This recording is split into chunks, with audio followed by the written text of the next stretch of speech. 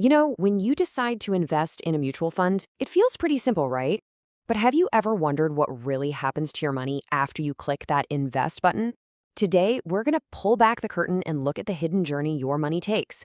It's a pretty fascinating process with a whole network of key players you've probably never even heard of. So let's dive right in. Okay, so you've done all the hard work. You've done the research, you've compared the options, and you've picked the perfect fund. You transfer the money, and that's it, right? Well, not quite. There's this entire machinery working behind the scenes to make that happen. The real question is, what is that machinery and who exactly is running it? To answer that, we need to introduce you to the gatekeepers of the mutual fund world. These are the absolutely essential links in the chain that connect you, the investor, to the companies that are actually managing all that money. Think of them as the front line of the whole operation. And here's their official name, the Mutual Fund Distributor, or MFD for short. The best way to think about them is as a bridge. See, on one side of the river, you've got millions of investors just like you. And on the other side are the asset management companies, the AMCs, the big firms that create and run the funds. The distributor, well, they're the ones who build that crucial bridge connecting the two sides. Now, what's really interesting here is that this bridge isn't just one standard design. Nope. It comes in all sorts of shapes and sizes. They aren't all giant corporations, and they aren't all just single individuals either. So let's break down who these distributors actually are. So you can pretty much split them into two big groups. On one hand, you've got your individual distributors. These are often solo experts, maybe even a single-person operation, who've been the backbone of the industry for a long, long time, offering that personal, one-on-one touch. And on the other hand, you've got the non-individual entities. These are the bigger outfits, the organizations with offices, employees, the whole shebang, all operating on a much larger scale. And you'll definitely recognize the names in this group. We're talking about your bank, whether it's a huge global bank or your local one.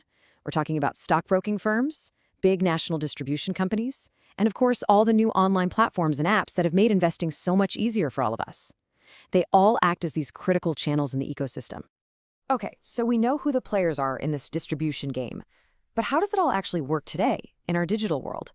You know, the days of filling out stacks and stacks of paper forms are pretty much over, thank goodness. They've been replaced by a few key digital highways for your money. Nowadays, your investment travels at lightning speed. You might be using a distributor's own website or their slick mobile app. Or you could be investing through a stock exchange platform, which has frankly been a game changer, opening up mutual funds to so many people at a really low cost. And then there's something called MF Utilities, which is a big shared platform for the whole industry, designed to make the entire process smoother for everyone involved. Right, this brings us to a really, really important question. How do these distributors get paid? You got to understand this because the way they make their money is one of the biggest things that can impact your own investment returns over the long run. So here's the deal. As an investor, you get a choice between two main paths. First is the regular plan. This is where you go through a distributor, and their commission is kind of baked right into the fund's annual fees, making them a little higher. The second path is the direct plan. Here, you basically bypass the distributor completely and invest straight with the fund company. No middleman, no commission, which means you pay a lower fee. And look, that difference might seem tiny, maybe just a fraction of a percent, but over 20 or 30 years, that small difference compounds into a staggering amount of money. And the main way they get paid in a regular plan is through something called a trail commission. Now, this isn't a one-time thing. It's a small percentage of your total investment value that the fund company pays to the distributor year after year for as long as you stay invested. The idea is to reward them not just for getting you in the door, but for providing ongoing service and advice.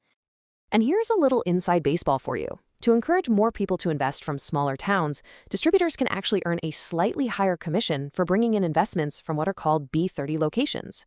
That just means any city outside of the top 30 in India. It's a pretty smart incentive to help expand the market. So with all this money changing hands and all these different channels, you can bet there have to be some rules. And probably the most important rule for you to understand is the very fine line between someone who sells you a product and someone who gives you impartial advice. This table really lays it all out. A distributor's main job is to, well, distribute fund products. They get paid by the fund company through commissions. An investment advisor, on the other hand, is there to give you financial advice, and you pay them directly for that service.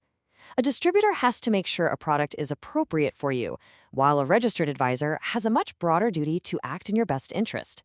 It's a really subtle but critical difference to get your head around. And this isn't just a friendly suggestion, it's written right into the industry's code of conduct.